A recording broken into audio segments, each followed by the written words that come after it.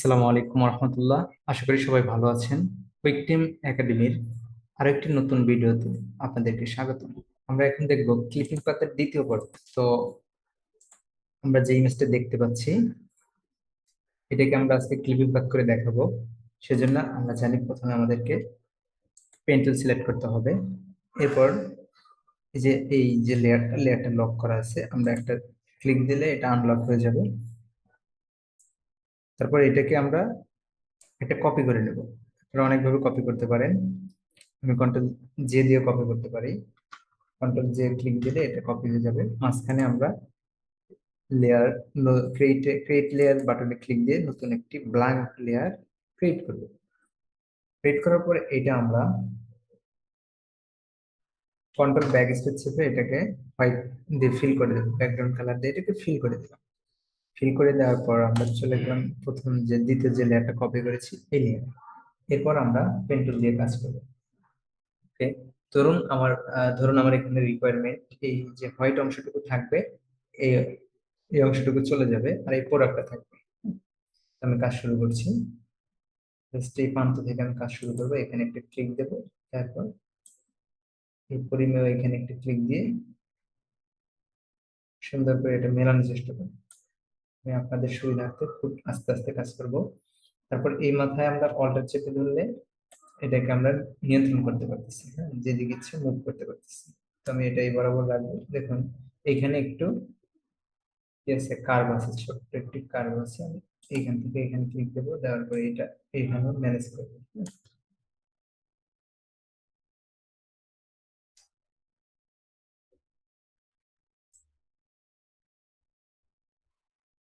তারপরে এখানে ক্লিক দিয়ে আমি এটিকে একটা পাতে সিলেকশন, পাতে রূপান্তর করে এখানে পাত পাত করতেছি। এখন পাতে গেলে আপনি বুঝতে পারবেন, আপনি যেখান দিয়ে পাত করেছেন সেখান দিয়ে এটা চলবে, দেখা যাবে আর কি। তো অল্টার ক্লিক দিয়ে আমি কখন কোন বাটন ক্লিক করছি আপনারা এখানে দেখতে পারবেন।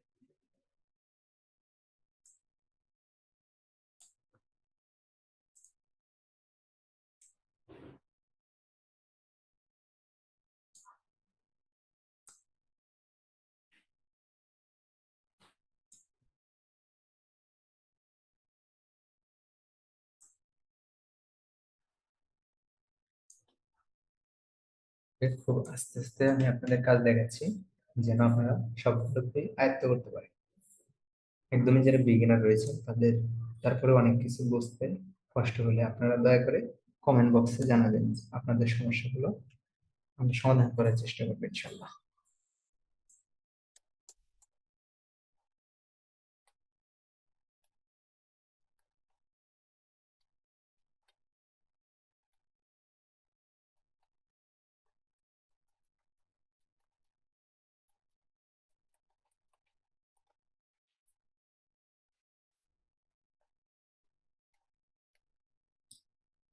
আপনি পাঁচ যত নিখুঁত করতে পারবেন আপনার সিলেকশন তত নিখুঁত হবে এবং এই ইমেজটি সিলেকশন তত নিখুঁত হবে।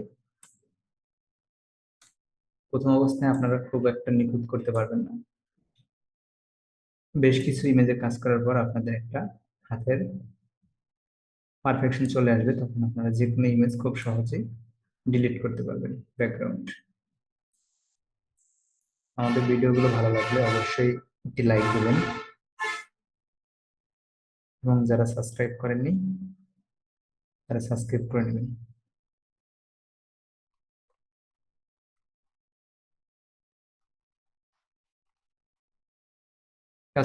করা অবস্থায় যদি ভুল করে আপনার ধরুন এই দিক চলে গেছে, তখন আপনাকে কন্ট্রোল জে দিয়ে ব্যাক আসতে হবে।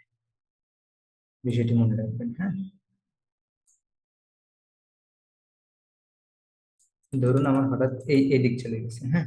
এখন আমি control Z, control Z, control Z, control Z back আসতে পারছি। আর যদি এই যে ধরুন এখানে একটু আরো একটু কাট করতে হবে, এর জন্য আপনাকে ব্যাগে যেতে হবে না। অন্যান্য যে টুল আছে এই টুল দিয়ে সমন্বয়ে এটা করতে হবে। ঠিক আছে, আমি এটাকে কমপ্লিট করে নিচ্ছি একটু।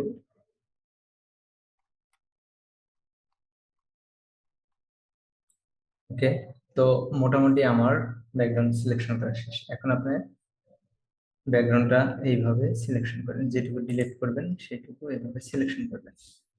তো আমি এখানে একটা ক্লিক দিচ্ছি। ক্লিক দিই, আমি ব্যাকগ্রাউন্ডটাকে এরকম একটা সিলেকশনের আওতায় নিয়ে আসবো। দেন এখানে একটা ক্লিক দেবো, হ্যাঁ। তো এটা কি হলো, আমার পাতটা এখানে তৈরি হয়েছে। আমি চাইলে সেভ করতে পারি, বাট এখন সেভ করবো না। তো এটাকে মাল্টিপাত বলে। মাল্টিপাত আপনাকে দেখিয়ে দিচ্ছি। এই যে একটা পাত করলেন, এই পাতের ভিতরে যার একটা পাত করবেন, এটাকে মাল্টিপাত বলে, হ্যাঁ। তো এখান থেকে দেখেন, এখানে এইটুকু জায়গা থাকবে না, এইটুকু থাকবে না, এগুলো আপনাকে বুঝতে হবে।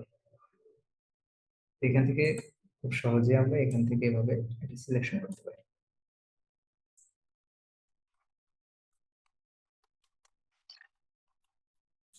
এরপর এই অংশটুকু আমাকে সিলেকশন করতে হবে।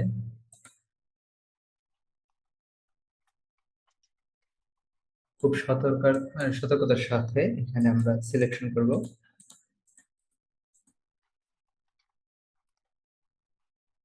ওকে, এটুকু সিলেকশন করা শেষ। এই গ্যাপটা আমি সিলেকশন করব। যতগুলো পাত করবেন ততগুলো পাতই হবে। এভাবে সুন্দরভাবে পাত, যেটুকু অংশ আপনাকে ডিলিট করতে হবে সেটুকু অংশ পাত করবে।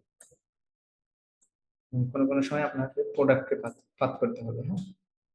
সিস্টেম সবগুলোই আমি দেখিয়ে দেবো। প্রোডাক্ট পাত করলে আপনাকে ব্যাকগ্রাউন্ড সিলেকশন করতে হবে ইনভার্স করে। আর ব্যাকগ্রাউন্ড যখন আপনি পাত করতে পারবেন তখন ডিরেক্ট ব্যাকগ্রাউন্ডটাকে রিমুভ করতে পারবেন। ওকে, পরবর্তী যে অংশটুকু রয়েছে এই অংশটুকুকে আমি সুন্দর করে পাত করে নিচ্ছি। আমি একটু স্প্রিটলি করে নিচ্ছি।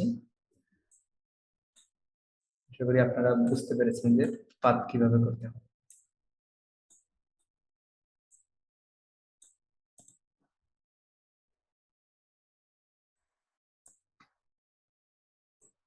আপনাকে প্রোডাক্টের অংশটুকু মিলাতে হবে, হ্যাঁ। না মিলিয়ে শুধু নিলে কিন্তু আপনার পরে মিলবে না। বাকি অংশটুকুর জন্য আলাদা আলাদা ভাবে আপনার পাত তৈরি করবেন। তো দেখেন এখানে নিচে একটা অংশ রয়েছে, একটু জুম ইন করে নিলাম। এরপর এটিকে সুন্দর করে আমরা পাত করে নেব।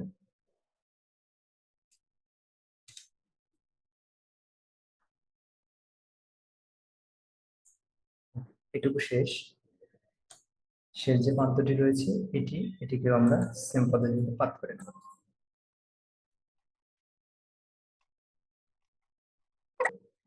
এই যে এখানে একটু অংশ রয়েছে, এটুকুকে আমরা চাইলে পাত করে নিতে পারবো। চাইলে বলতে এটা নিতে হবে, কারণ এটা ব্যাকগ্রাউন্ডের অংশ।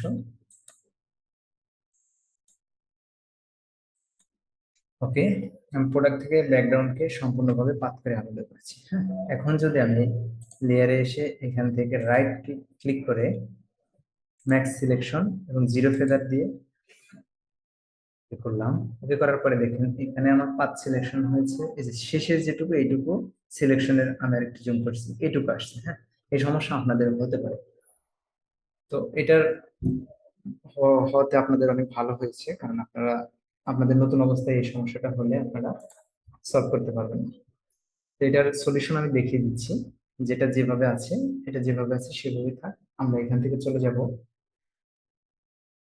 Pen tool, sorry pen tool না, ডিরেক্ট সিলেকশন টুল। এখান থেকে যে ডিরেক্ট সিলেকশন টুলটি দেখতে পাচ্ছেন, এইটি দিয়ে আমি সবগুলোকে সিলেকশন করে নেব। দেন কন্ট্রোল ইন্টার হিট করার সাথে সাথে দেখেন সবটুকু আমার সিলেকশনের আন্ডারে নিয়ে নিচ্ছে। জাস্ট এখান থেকে যদি আমি ব্যাক স্পেস ক্লিক করি এবং কন্ট্রোল ডি সিলেকশনটা উঠিয়ে দিলাম, দেখুন আমি দেখতে পাচ্ছেন আমার ব্যাকগ্রাউন্ডটি অটোমেটিকলি চলে গেছে। আশা করি আপনারা বিষয়টি বুঝতে পেরেছেন। তো এইখানে আরেকটা বিষয় রয়েছে, এটা আমাদের সেভ করতে হবে। বায়ারকে আপনি কি ফাইল দেবেন, যদি বলে যে পিছনে হোয়াইট ব্যাকগ্রাউন্ড, তখন আপনি জেপিজি দেবেন। জেপিজি মিনস আমি বোঝাতে চাচ্ছি, জেপিজি হলো ফাইল, তারপরে যাবেন হলো save, save as. Save as থেকে যদি জেপিজি চাই, এই মোডে পিছনে হোয়াইট কিংবা অন্য কোনো ব্যাকগ্রাউন্ড চাইলে এইভাবে দিয়ে আপনি এখান থেকে সিলেক্ট করবেন হলো জেপিজি। জেপিজি সিলেক্ট করে আপনি এখানে ওকে দিতে পারেন। আমি এখানে ক্লিক দিয়ে ওকে দিয়ে দিলাম। এটা আপনার এখন আপনার নাম চেঞ্জ করতে হবে, একটু নাম, আপনারা কখনো বাইরের ছবির নাম চেঞ্জ করবেন না। জাস্ট আমি নাম চেঞ্জ করে দিলাম। আমার এখানে এই ছবিটা অলরেডি এই নামে রয়েছে, এই জন্য আমি নামটা চেঞ্জ করে দিলাম। এবার এই নামে থাকবে, জাস্ট 29 টাকা আমি 30 করে দিলাম। কিন্তু বায়ারের ইমেজে কখনোই আপনি নাম চেঞ্জ করবেন না, হ্যাঁ? প্রয়োজনে অন্য একটি ফাইলে বা ফোল্ডারে আপনি সেভ করবেন। ওকে, এটা আমি সেভ করে নিচ্ছি, এটা আমার জেপিজিতে সেভ হয়ে গেল। তারপর পিএনজি চাইলে সবগুলোকে অফ করে দেবেন, দিয়ে এরকম পিএনজি হবে। এটাকে আপনারা পিএনজি ফাইলে সেভ দিবেন, এখান থেকে সেভ অ্যাজ, তারপরে এখান থেকে জাস্ট পিএনজি সেভ করে সিলেক্ট করে দিয়ে দিবেন। দিয়ে দেওয়ার পর আপনারা, আমি ওই ফোল্ডারে গেলাম, ক্লিপিং পাথ বেসিক, সেটা এখানে দিচ্ছে রিটাচিং না, এই যে ফোল্ডারটিতে আপনার যে কোনো ফোল্ডার রাখতে পারেন, আমি এই ফোল্ডারটিতে রাখছি। ওকে, যেহেতু পিএনজি কোনো ফাইলে এটি রয়েছে, এই জন্য এটি দেখাচ্ছে, আমি এখান থেকে সেভ করে দিই। পাশাপাশি আপনারা এখান থেকে পিএসডি ফাইলে সেভ করবেন কিভাবে সেটাও দেখিয়ে দিচ্ছি। সেভ অ্যাজ, সেভ হয়নি, সেভ অ্যাজে চলে যাবেন। সেভ অ্যাজে যাওয়ার পরে Photoshop PSD file, PSD file, এই ফাইলটি রাখা অবস্থায় যদি আপনি ক্লিক দেন তাহলে এটা পিএসডি ফাইল সেভ হবে। আমি এটাকে সেভ করে নিচ্ছি। এখন আমি এটাকে জাস্ট কেটে দিচ্ছি।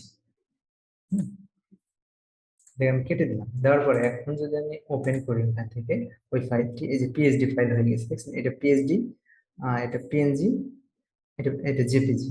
আশা করি বুঝতে পেরেছেন, পিএনজি, জেপিজি এবং পিএসডি। তো এর পরবর্তী ক্লাসে আমি এগুলো আরো ক্লিয়ার ভাবে আপনাদেরকে বোঝানোর চেষ্টা করব। সে পর্যন্ত সবাই ভালো থাকুন, সুস্থ থাকুন। আসসালামু আলাইকুম ওয়া রাহমাতুল্লাহি ওয়া বারাকাতুহু।